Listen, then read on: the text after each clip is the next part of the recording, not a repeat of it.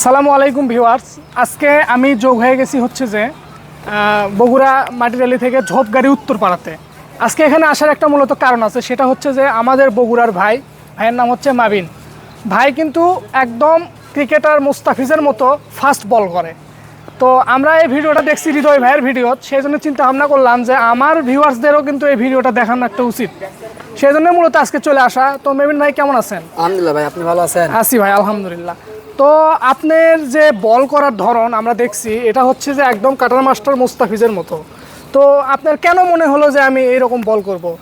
তাকে দেখে, মুস্তাফিজুর রহমান ভাইকে দেখে আমার একটু খেলার মধ্যে আগ্রহ হয়। বোলিং দেখে তার অ্যাকশন সব কিছু আমার অনেক ভালো লাগে, এই জন্য আমি বোলিংয়ে আসি মূলত। এই আর আপনি এর আগে কি বাইরে কোথাও খেলছেন? না না, কুষ্টিয়ায় খেলার কথা ছিল, আমি ওই জায়গায়। তো আপনার বলের এখন পর্যন্ত গতি কি মাপা হয়েছে? আসলে কত গতি পেজ আসে আপনার মতে, কত হতে পারে? 118 প্লাস। 118 প্লাস। আচ্ছা, তো আপনি যে বোলিং করেন, আপনার মানে উইকেট কি রকম হয় আপনার বলে? হয়, প্রত্যেকটা ম্যাচে উইকেট থাকে। প্রত্যেকটা ম্যাচে উইকেট থাকেই। তো মাবিন ভাই, আপনার এই বোলিং এর পাশাপাশি, ক্রিকেট খেলার পাশাপাশি আপনি আর কি করেন? পড়াশোনা প্লাস কাজ করেন। তো আপনার জন্য, মাবিন ভাইয়ের জন্য শুভকামনা। মাবিন ভাই আমাদেরই বগুড়ার ছেলে, সে খুব ভালো বল করে। আর আমার এই ভিডিও যদি কোনো ঊর্ধ্বতন কর্মকর্তার কাছে যায়, আমাদের বগুড়া ক্রীড়া সংঘর কাছে যদি যায়, অবশ্যই আপনারা এটার দিকে, ভাইয়ের দিকে একটু দৃষ্টি দিবেন। তো ভিউয়ার্স, চলেন এখন আমরা মেবিন ভাইয়ের কিছু বোলিং দেখে আসি বিভিন্ন অ্যাঙ্গেল থেকে।